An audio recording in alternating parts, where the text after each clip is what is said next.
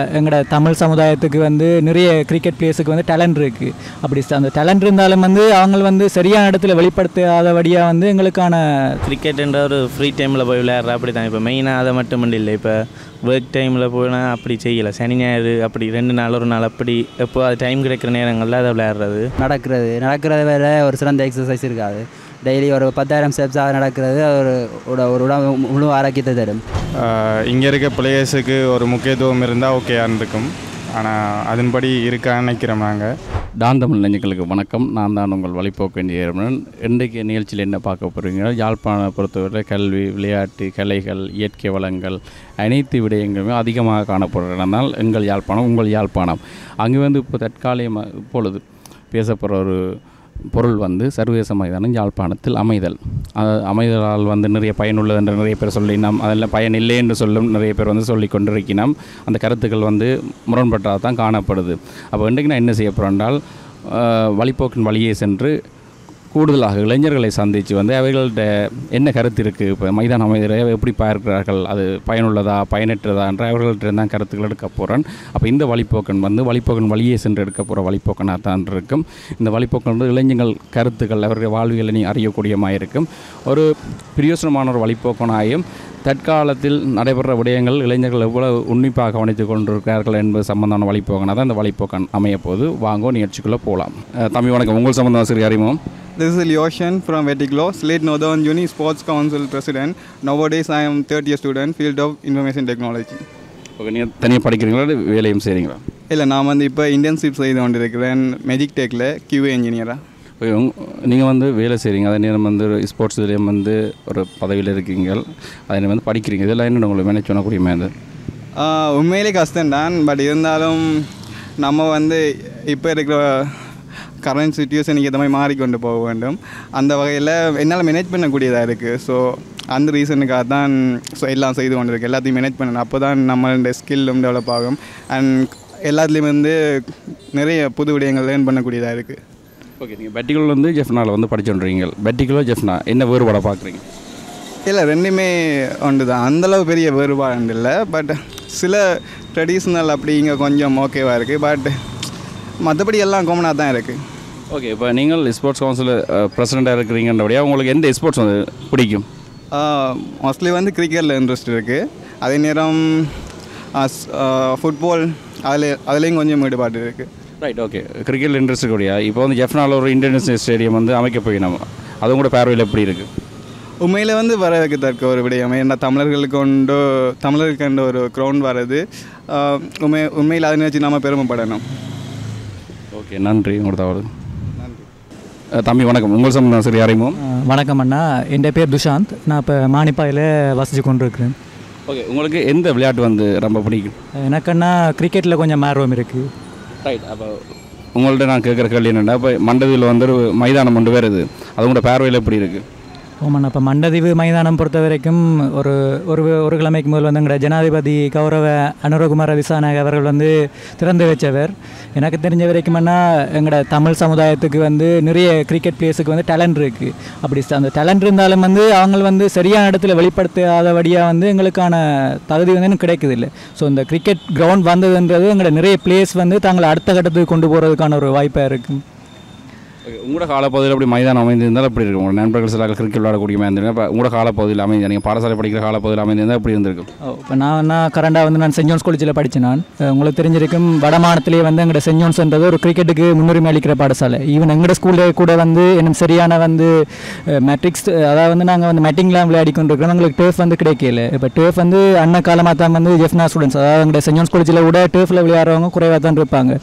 Even எங்களோட பட்சில் படிக்க வந்து நிறைய பிளேயர்ஸ் வந்து ப்ரொவின்ஷியல் விளையாடி நேஷனலுக்கு போகிற சான்ஸ் கிடைச்சும் ஈவன் இந்த டேர்ஃப் அதில் விளையாடுற சரியான சந்தர்ப்பம் கிடைக்காத வந்து அந்த வாய்ப்புகளை இழந்திருக்கிறாங்க. ஸோ இப்போ வர சந்ததிகளுக்கு வந்து இந்த பிச் கிடைச்சது வந்து ஒரு நல்ல ஒரு வாய்ப்பாக இருக்கும். அதே மாதிரி ஸ்டேடியம் வந்து வரது வந்து வெளிநாட்டு முதலீட்டையும் வந்து ஊக்குவிக்கிறதா இருக்கும். ஸோ இது ஒரு நல்ல ஒரு விஷயம் வந்து. அதே நேரம் கூட பேரவில் வந்து இங்கே வந்து ஒரு விமான நிலையம் இருக்குது, போயிறது நிலையம் இருக்குது, அதே மாதிரி துறைமுகம் கூட இருக்குது.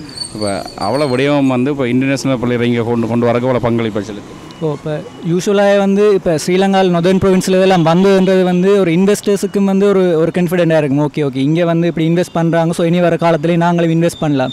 அது மாதிரி ஃபாரினர்ஸும் வந்து இவ்வளோ காலம் கிளம்பு வருவாங்க, கண்டி வருவாங்க. பட் நொதர்ன் ப்ரொவின்ஸுக்கு வாரது வந்து குறைவாக இருக்கும். இப்போ நல்லூர் சீசன் இதற்கு நார்மலாக வருவாங்க, அதை தாண்டி வாரது குறைவு. ஆனால் இப்போ இப்படியான இதில் வெரைக்க வந்து இன்னும் வந்து ஃபாரினர்ஸ் வருவாங்க. வெரைக்க வந்து எங்களோட பிஸ்னஸ்களும் வந்து நொதர்ன் ப்ரொவின்ஸுக்குள்ளே டெவலப் ஆகிறதுக்கு ஒரு வாய்ப்பாக இருக்கும். அந்த வந்து இது கூட பேரல் வந்து ஒரு பிரியோசனமான விடயம்னா உண்மையாக வந்து ஒரு சிறந்த விஷயம். இதே மாதிரி இன்னும் நிறைய முயற்சிகள் வர்றது எங்களோட வடமானத்துக்கு வந்து சாதகமாக அமையும் வந்து ஃப்யூச்சரில். அண்மை காலங்கள் பேரல் வந்து இங்கே சுற்றுலாத்துறை வந்து விருத்தி அடைஞ்சுன்னு சொல்லுதா?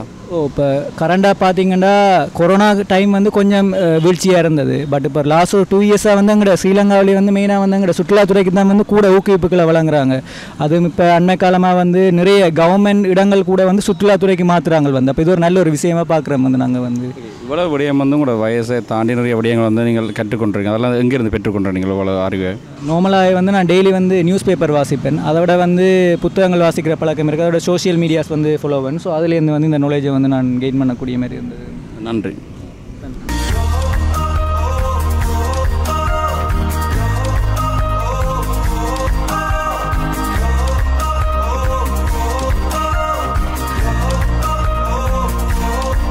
தம்பி வணக்கம். உங்கள் சம்பந்தம் சரி அறிவோம். நான் வந்து சம்யுக்தன். நான் வந்து இப்போ இந்த ஸ்கூல் வந்து மகாஜனா காலேஜில் படித்தேன். நான் A-level சங்கம் முடிச்சுட்டு இப்போ சிலேட் நொதர்ன் யூனியில் வந்து இப்போ 3rd இயர் ஃபஸ்ட் செமஸ்டர் படிச்சுட்டுருக்கிறேன் ஐடி. அண்டு இப்போ வந்து மஜிக் டெக்கில் வந்து இப்போ ஒர்க் பண்ணிக்கொண்டிருக்கிறேன் இந்தியனா. அதாச்சு. ஓகே, உங்களுக்கு வந்து எந்த விளையாட்டு வந்து பிடிக்கும்? கூடுதலாக கிரிக்கெட் தான் விளையாடுறேன். நாங்கள் கிரிக்கெட் சமயத்தில் விளையாடுறீங்களா இல்லாட்டி பல்கலைக்கழகம் வீட்டில் கிடைச்சா அப்புறம் விளையாடுறோம் இல்லையா? இல்லை, கிரிக்கெட் சின்னலேருந்து விளையாடுறேன். நான் இப்போ எங்களோட ஊருக்குள்ளே கிரவுண்ட்ஸ் இருக்குது, அப்போ அங்கே போய் விளையாடுறது. இப்போ விளையாடி கொண்டு இருக்கீங்க? இப்போ விளையாடி கொண்டிருக்கிறேன். ஓகே, இப்போ இந்த நேரத்தில் உங்களுக்கு எத்தனை வயசு? 22. 22 வயசில் வந்து நீங்கள் வேலை செஞ்சு கொண்டு அதே நேரம் வந்து படித்து கொண்டு அதே நேரம் உங்களுக்கு பிடித்த கிரிக்கெட்டை விளையாடக்கூடிய மாதிரி இருக்குது. எவ்வாறு அதை உங்களை மேனேஜ் பண்ணக்கூடிய மாதிரி இருக்குது? அது கிரிக்கெட்டுன்ற ஒரு ஃப்ரீ டைமில் போய் விளையாடுற அப்படி தான். இப்போ மெயினாக அதை மட்டும் இல்லை, இப்போ ஒர்க் டைமில் போனால் அப்படி செய்யலை. சனி ஞாயிறு அப்படி 2 நாள் ஒரு நாள் அப்படி எப்போ அது டைம் கிடைக்கிற நேரங்களில் அதை விளையாடுறது. மற்றபடி குறைவு அந்த டைம் கிடைக்கிற நேரங்களில் போய் விளையாடுறது அப்படித்தான். பொதுவாக வந்து உங்களோட இளைஞர்கள் வந்து ஒன்று படிப்பினம் இல்லாட்டி வேலை செய்யணும் இல்லாட்டி இப்போ கிரிக்கெட்னு சொல்லி அவங்களோட நேரத்தை வந்து கழித்து கொண்டிருப்போம். அப்படி இருக்கு நீங்கள் 3 ஒன்றாச்சு உங்களுக்கு அது கனமாக இருக்கையில்? இல்லை, எல்லாம் இருக்கத்தானே வேணும் ஒரு ஆளுக்கு. இப்போ படிப்பும் இருக்கணும், விளையாட்டும் இருக்கணும், எல்லாத்துலேயும் ஈடுபாடாக இருக்கத்தானே வேணும். படிப்போடு இருந்தால் மட்டும் இப்போ இந்த காலத்தில் இருக்கிற கஷ்டம் தானே. இப்போ எல்லா துறையிலையும் கொஞ்சமாவது தெரிஞ்சு இருக்கணும். அதுக்காக இப்போ என்னை பொறுத்தவரை இப்போ விளையாட்டுன்றதை நான் சின்ன வயசுலேருந்து நான் அந்த விளையாட்டில் இன்ட்ரெஸ்ட் ஆனால அப்போ அப்படியே இருக்கிறேன். மற்ற படிப்போடு இப்போ அது போய்கொண்டிருக்குது. இப்போ உங்களோட பார்வையில் வந்து யாழ்ப்பாணத்தில் மைதானம் சர்வதேச மைதானம் அமைகிறது எப்படி உங்களோட பார்வையில் இருக்குது? அது வந்து தமிழாக்களுக்கு கிடைச்ச ஒரு கிஃப்ட்டுன்னு தான் சொல்லணும். இப்போ கனகாலமாக சொல்லி கொண்டு வந்து இப்போ தானே அதுக்கு அடிக்கல் நாட்டி இப்போ எவ்வளோ வேலைக்கு கட்டி முடிக்கிறாங்களோ அவ்வளோத்துக்கு நல்லா. மற்றது யாழ்ப்பாணத்துக்கு வந்து இப்போ வெளிநாட்டு ஆக்கள் வருவினம், அந்த தமிழ் ஆக்கள் எல்லாம் வந்து பார்க்க சான்ஸ் இருக்குது. அந்த வேலையும் அவங்களுக்கு நல்லா. மற்ற இப்போ தமிழ் பிளேயர்ஸ் எல்லாம் இப்போ ஸ்ரீலங்கா டீமுக்கு போகிற சான்ஸ்கள் எல்லாம் கூடவே இருக்கும். இப்போ வியாஸ்காந்த் அப்படியான கொஞ்சம் பேர் வந்து இப்போ ஸ்ரீலங்கா டீமுக்கு போகிற நிலைமையெல்லாம் இருக்கினோம். இப்போ அவைக்கெல்லாம் இப்போ இங்கே இருக்கிற ஆக்களுக்கு இந்திய கிரவுண்ட் வந்துச்சுன்னா அது அவைக்கு ஒரு அட்வான்டேஜ் தானே. அப்போ இங்கே வர்றது நல்ல உண்மையாக. ஓகே, வாழ்த்துக்கள். நீங்கள் எவ்வளோ விட இந்த படிப்பு வேலை மற்றது உங்களுக்கு பிடித்தர விளையாட்டுன்னு சொல்லி தெரிகிறது வந்து நல்ல விடயம். நீங்கள் ஒரு முன்னுதாரணமாக தான் இருக்கீங்க அந்த இளைஞர்களுக்கு. நன்றி. தம்பி வணக்கம். உங்கள் சம்பந்தமாக சரி அறிவோம். நான் கௌசிகன் சுண்ணாத்துலேருந்து வரேன். ஓகே, உங்களுக்கு பிடித்த விளையாட்டு எது? எனக்கு பிடிச்ச விளையாட்டு கிரிக்கெட், பேட்மிண்டன், ஃபுட்பால், WWG எல்லாம். அப்போ உங்களுக்கு வந்து யாழ்ப்பாணத்தில் சர்வதேச மைதானம் அமைகிறது உங்களோட பார்வையில் எப்படி இருக்குது? யாழ்ப்பாணத்தின் பொருளாதாரம் மேம்படும் நினைக்கிறேன். மற்றது இளம் சமுதாயம் இந்த விளையாட்டு மேம்படும். இளம் சமுதாயத்துக்கு ஒரு சின்ன மோட்டிவேஷன் பெறும். நிறைய பேர் வந்து ஆர்வப்படுவின, தாங்களும் கிரிக்கெட்டுக்குள்ளே போகலாம்னு நிறைய ஆசைப்படுவின.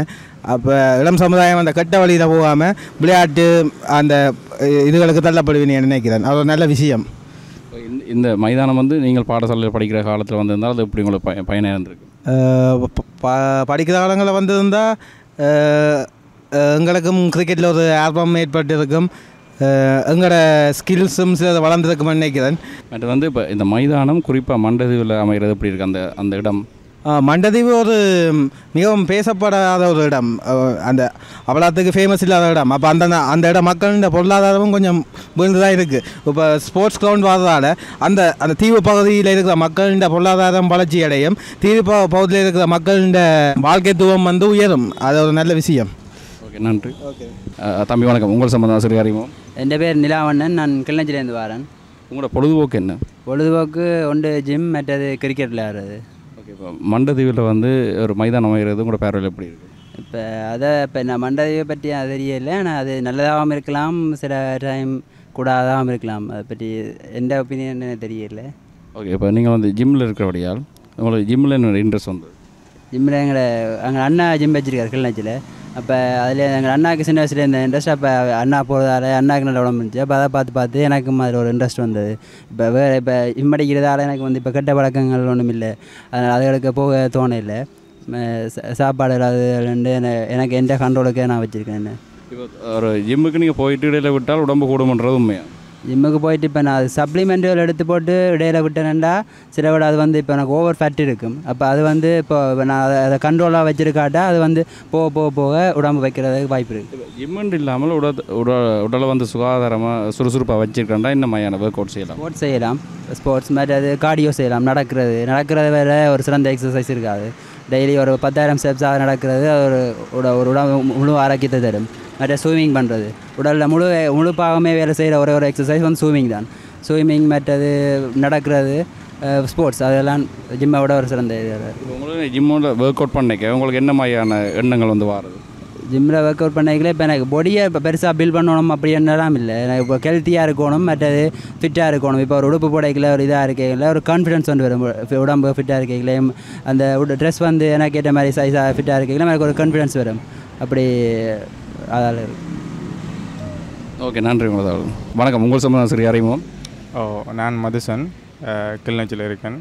உங்களோட பார்வையில் வந்து சர்வதேச மைதானம் இங்கே யாழ்ப்பாணத்தில் நம்ம எப்படி இருக்குது? எங்களோட கணிப்பின்படி பார்த்தா அது நல்ல இல்லைன்ற மாதிரி தோணுது. ஏன்னு சொன்னால் இங்கே இருக்க பிளேயர்ஸுக்கு ஒரு முக்கியத்துவம் இருந்தால் ஓகேயான்னு இருக்கும். ஆனால் அதன்படி இருக்கான்னு நினைக்கிறோம் நாங்கள். இதில் வேறு அரசியல் பிரச்சனைகளும் இருக்கலாம்னு நாங்கள் நினைக்கிறோம். உங்களோட கணிப்பின்படி பார்க்க அப்படி இருக்கா? உங்களுக்கு கிரிக்கெட்டில் இன்ட்ரெஸ்ட் இருக்கா? ஆமாம், கிரிக்கெட்டில் நானும் ஆல்ரவுண்டர் தான். எப்படி உங்களுக்கு கிரிக்கெட்டில் இன்ட்ரெஸ்ட் வந்தது? எங்களோட ஜுனியாவில் விளையாட போகிற வேலை, அப்போ அதில் போய் ப்ராக்டிஸ் போய் இப்போ பழகிக்கொண்டிருக்கோம். ஓகே, இப்போ உங்களோட பேரல் வந்து அது சரியாக இருக்கும் பொழுது சரியாகவும் சில நேரம் பிள்ளையாக அமையலாம்னு சொல்கிறீங்க. அப்போ அந்த மைதானத்தால் இங்கே இருக்கிறதுக்கு வேலை வாய்ப்பு வந்தால் அது இப்படி சரியான வடிவமாக பார்ப்பீர்களா? வேலை வாய்ப்புகள் வந்தால் ஓகேயாக இருக்கும், இல்லைன்னு சொன்னால் கஷ்டம்தான். ஓகே, நன்றி.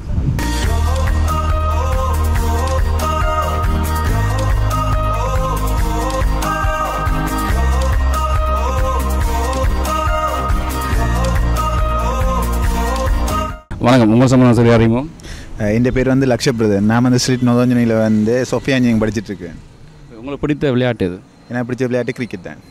யாழ்ப்பாணத்தில் சர்வதேச மைதானம் அமைகிறது உங்களோட பார்வையில் எப்படி இருக்குது? உண்மையாக சொன்னால் அது ஒரு நல்ல விடயம் தான். என்னென்னு சொல்லி சொன்னால் இப்படி ஒரு மைதானம் இல்லைன்றது நிறைய பேருக்கு ஒரு ஆதங்கமாக இருந்தது. ஏனெண்டா நிறைய பேர் வந்து இப்போ கிரிக்கெட்டை பார்க்கணுமெண்டா கூட கொழும்பு போய் தான் பார்க்குறாங்க. ஆனால் கொழும்பு போகிறண்டா அதுக்கான செலவுகள் அதுன்னு சொல்லியே நிறைய பேர் இளைஞர்களுக்கு அது ஒரு எதிர்பார்ப்பாகவே இருந்தது. அது உண்மையாக நிறைவேறதுன்றது ஒரு நல்ல விஷயந்தான். ஆனால் இப்போ பாரத பிரச்சனை இல்லை. இப்போ வரைக்கும் ஸ்ரீலங்கன் டீமை பொறுத்த வரைக்கும் தமிழ் பிளேயர்ஸ்ன்றது முத்தையா முரளிதரன் ஒரு ஆள் தான் நல்லா விளையாடி திகழ்ந்தது. மற்றபடி ஒரு தமிழ் பிளேயர்ஸும் வந்து எடுபட்டதண்டும் இல்லை, அப்படி வந்ததண்டும் சொல்கிற அளவுக்கும் இல்லை. வந்தாலும் ஒரு 2 மேட்ச் விளையாடுறாங்களோ, அதுக்கு பிறகு ஒருத்தருக்கும் வாய்ப்பு கிடைச்சதில்லை. ஸோ இங்கே வந்தால் அவர் வடக்கு கிழக்கில் இருக்கிற பிளேயர்ஸுக்கு வந்து ஒரு நல்ல சான்ஸ் கிடைச்சா அது ஒரு ஊக்குவிக்கக்கூடிய ஒரு விஷயமா இருக்குது. அதை விட வேலை வாய்ப்பு நிறைய பேர் கிடைக்கும், அதுவுமே ஒரு நல்ல விஷயம். ஆனால் இது இந்த பின்விளைவுகள் என்ன மாதிரி இருக்குமோ என்ன சொல்ல தெரியலை. ஆனால் நான் நினைக்கிறது ஒரு நல்ல விஷயம். ஏன்னு சொல்லி சொன்னால் நிறைய பேர்ட்ட எதிர்பார்ப்புகள் பூர்த்தி செய்யப்படும்னு நம்புகிறேன். உங்களுக்கு கிரிக்கெட்டில் எப்படி ஆர்வம்? எனக்கு வந்து சின்னல தாத்தா டிவி பார்த்துட்டு இருப்பார், மேட்ச் பார்ப்பார். அப்போ அவரோட இருந்து பார்த்துட்டு இருந்தேன். மற்ற நான் படித்தது வந்து சென்ட் ஜோன்ஸ் காலேஜ். அப்போ அங்கே பிக் மேட்ச்கள் அதில் நடக்கும். மற்ற எனக்கு உண்மையை சொன்னால் கிரிக்கெட்டில் ஆர்வம் இருந்தது. நான் வந்து இருக்கிற இடம் சங்கானு. அப்போ எனக்கு டைம் அதில் கிளாஷ் ஆகினதால் நான் கிரிக்கெட் விளையாட முடியலை. உண்மையை சொன்னால் எனக்கு கூட ஒரு விளையாடணும்னு ஒரு ஆர்வம் இருந்தது. ஆனால் இந்த சந்தர்ப்ப சூழ்நிலையால் வந்து என்னால் விளையாட இல்லாமல் போனது. உங்களோட வகுப்பில் உங்களுக்கு தெரிந்தவர் நல்ல பிளேயர்ஸ் இருந்திருப்பேன் தானே, அவர்களுக்கு இந்த மைதானம் முன்னர் அமைந்திருந்தாலும் பிரியோசனமாக இருந்திருக்குமா அவர்களுக்கு? நிச்சயமாக. ஏன்னு சொல்லி சொன்னால் இப்போ வரைக்கும் நிறைய பேருக்கு விளையாடணும்னு ஆர்வம் இருக்குது. எப்படி விளையாடணும், எங்கே போய் விளையாடுறது, மற்ற சிறந்த கோச் அதிலெல்லாம் இருக்குன்னு சொல்லி தெரியாது. ஸோ இப்படி ஒரு கிரவுண்ட் வரைக்கில் இப்போ நிறைய பேர் வந்து ஸ்பான்சர் பண்ணுவாங்க. இப்படி ஒரு ஜாழ்ப்பாணத்தை தேடி ஒரு நல்ல கிரிக்கெட் நாலேஜ் உள்ளாக்கள் எல்லாம் வர போகிறாங்க. ஸோ எங்களை ஜாழ்ப்பாணம் ஒரு முன்னேற போகுது. ஓகே, இப்போ நீங்கள் உங்களோட பார்வையில் வந்து இப்போ யாழ்ப்பாணத்தை பொறுத்தவரை சுற்றுலாத்துறை வந்து விருத்தி அடையுதா? இப்போ இல்லாட்டி அது வந்து டவுன் ஆகி கொண்டு போகுது? உண்மையை சொன்னால் ஜாழ்ப்பாணத்தில் சுற்றுலா பிரதேசம் வந்து சொல்கிற அளவுக்கு பெருசாண்டு இல்லைன்னா. இப்போ உண்மையை சொன்னால் நல்லூரில் திருவிழா வருது, நைனாவது திருவிழா வருதுன்னு சொல்லி சொன்னால் தான் மாறாங்க. மற்ற இடங்களை பொறுத்த வரைக்கும் கூடின பிரதேசம் இருக்குது. ஸோ இனி இப்போ ஒரு கிரிக்கெட் ஸ்டேடியம் வருதுன்னு சொல்லி சொன்னால் சுற்றுலாத்துறை வந்து வெளிநாட்டவர்கள் மட்டும் இல்லை, இப்போ கொழும்பு எல்லா இடத்துலையும் இருந்தே மச் பார்க்குறது வர போகிறாங்க. அதனால் ஜாழ்ப்பாணம் வந்து முன்னேற போகுது. அது உண்மையாக ஒரு நல்ல விஷயம். உங்களோட பார்வையில் இந்த மைதானத்தில் வேலை வாய்ப்பு வந்து யாரை குடிப்பணும் நீங்கள் நினைக்கிறீங்க? உண்மையை சொன்ன போனால் நிறைய பேர் வந்து வேலை வாய்ப்பெல்லாம் இருக்கிறாங்க இளைஞர் மேரில். இப்போ சில பேருக்கு வந்து நல்ல ஸ்போர்ட்ஸ் நாலேஜ் இருக்கும், ஆனால் அவனுக்கு வந்து சரியான சந்தர்ப்பம் கிடைக்காம இருக்கும். அதே இதில் வேலை வாய்ப்பும் இல்லை. நிறைய பேர் வந்து இன்றைக்கு விளையாட்டுத்துறையில் நல்லா வந்தாலும் அவங்களுக்கு அதை பிற்காலத்தில் அது என்னென்று அதில் சக்ஸஸ்ஃபுல்லாகிறன்னு சொல்லி ஐடியா இல்லை இருக்கும். அப்போ அந்த விளையாட்டுத்துறையில் ஒரு நாலேஜ் இருக்கிறவனை கொண்டு வந்து அதில் வேலை வாய்ப்பு கொடுக்குறது ஒரு நல்ல விஷயமா இருக்கும்னு யோசிக்கிறேன். ஓகே, நன்றி தம்பி. வணக்கம். உங்கள் சம்பந்தம் சரி அறிமுகம்? வணக்கம் அண்ணா, நான் நந்தன்ராஜ், பண்ணத்துறைப்பில் இருக்கிறேன். ஸ்லிட் நோதஞ்சனியில் இப்போ ஐடி படிச்சுட்டு இருக்கிறேன். ஓகே, உங்களுக்கு பிடித்தமான விளையாட்டு எது? கிரிக்கெட்டும் ஃபுட்பாலும் அண்ணா. ஓகே, இப்போ சர்வதேச மைதானம் யாழ்ப்பாணத்தில் அமைகிறதால என்ன பயன் இல்லை என்ன தீமை நீங்கள் நினைக்கிறீங்க? ஃபஸ்ட்டாக பயனுண்டு பார்க்க மெயினாக நாங்கள் இப்போ டூரிசத்தை பார்க்கலாமண்ணா.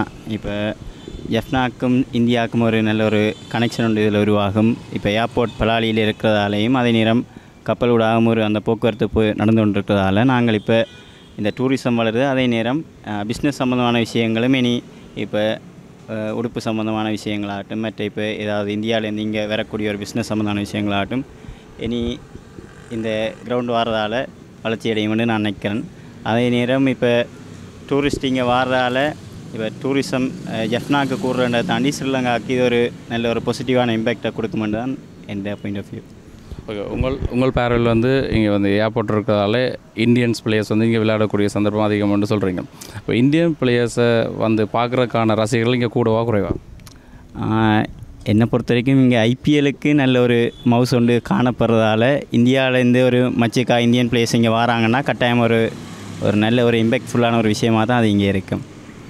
ஓகே, இப்போ இங்கே வந்து இந்த மைதானம் அமைக்கப்பட்டு வேலை வாய்ப்புகள் வந்து எம்மவர்களுக்கு கிடைக்கப்பட்டால் அது எப்படி இருக்கும்? அது ஒரு நல்ல விஷயம் தானண்ணா. ஏன்னா இப்போத்தைய காலத்தில் வேலைவாய்ப்பு தான் ஒரு பெரிய ஒரு பிரச்சனையாக இருக்குது. இலங்கை யாழ்ப்பாணத்தில் ஒரு சர்வதேச மைதானம் உருவாக்கப்படுறதால யாழ்ப்பாணத்தில் இருக்கிற இளைஞருக்கு ஒரு வேலைவாய்ப்பு கிடைக்குதுன்னா அது ஒரு நல்ல விஷயமாக தான் இருக்கும். ஓகே, இப்போ யாழ்ப்பாணத்தில் பல்வேறு இடங்கள் இருந்தாலும் இந்த மைதானம் மண்டதில் அமைகிறது எப்படி இருக்குது உங்களுக்கு யாழ்ப்பாணத்தை செட்டு அறிவு இருக்கிற காரணத்தால்? அண்ணா, இப்போ யாழ்ப்பாணத்தின் ஒரு நகரப்புறத்துக்கு நெருக்கமாகவே மண்டதீவும் இருக்கிறதால இப்போ மண்டதீவில் அந்த மைதானம் அமைஞ்சதுன்னா மண்டதீவை சுற்றி இருக்கிற இளைஞர்களுக்கும் அது ஒரு வேலைவாய்ப்புக்கான ஒரு சந்தர்ப்பமாக அமைய போகுது. அதே நேரம் இப்போ யாழ்ப்பாணத்துலேருந்து பக்கத்தில் இருக்கிறதால அது எல்லாருக்குமே போய் வர்றதுக்கான ஒரு இலகுவான வழியாகவும் மண்டதீவுன்றது ஒரு மையமாக இருக்கும். ஓகே, நன்றி தம்பி. வணக்கம். உங்கள் சம்பந்தம் சரி அறிமுகம்? நான் வந்து வவுனியாலேருந்து வந்து இங்கே ஸ்லிட் நோதனடியில் படித்து கொண்டிருக்கேன். உங்களோட பேர்? தர்மேந்திரன் சரணியன். ஓகே, இந்த யாழ்ப்பாணத்தில் சர்வதேச மைதானம் அமைகிறது அதுவும் மண்டதீவில் அமைகிறது உங்களோட பார்வையில் எப்படி இருக்குது? மண்டதீவில் சர்வதேச மைதானம் வந்து வரதுனால வந்து அங்கே உள்ள மக்களோட வாழ்வாதாரம் வந்து உயரும். ஒரு சுற்றுலா தலமாக மாறினால வந்து யாழ்ப்பாணத்தின்ல வடக்குக்கு வந்து வருமானம் வந்து அதனால உயரக்கூடியதாக இருக்கும். ஓகே, நன்றி. இந்த நிகழ்ச்சி கண்டிப்பாக உங்களுக்கு பிடிச்சிருக்குன்னு நம்புகிறேன். ஒவ்வொரு இளைஞர்கள் வந்து மாறுபட்ட கருத்துக்களை வந்து கூறியிருந்தோம். உங்களுக்கும் சில கருத்துக்கள் இருக்கும். அனைத்து கருத்துக்களும் இருக்கும் பட்சத்தில் ஒரு நேரம் பெறும் பொழுது இதனுடைய வெளிப்பாடு நன்மையாக தீன்மையான்றது ஒரு கட்டத்தில் எங்களுக்கு தெரிய வர வேண்டாம். பல்வேறு விடயங்கள் வந்து பல்வேறு வருடங்களுக்கு பின்னே எங்களுக்கு தெரிய வருகிறது. உண்மைகள் என்று புதைக்கப்படுவதில்லை, ஏமாற்றுவர்கள் என்றும் ஏமாற்றி கொண்டிருக்கப்போதில்லை. நன்மைகள் என்றுமே நடந்து கொண்டான்றது நன்மையாக இருந்தால் இது சம்பந்தமான உண்மைத்தன்மை வந்து இன்னும் சில காலங்களில் சில வருடங்களில் வந்து எங்களுக்கு தெரியத்தான் போகிறது. நன்மையும் அளிக்கலாம் தீமையும் அளிக்கலாம் என்ற நடுத்தரமான கருத்துக்களுடன் இந்த வழிபோக்கை நான் முடித்துக்கொள்கிறேன். நன்றி, வணக்கம்.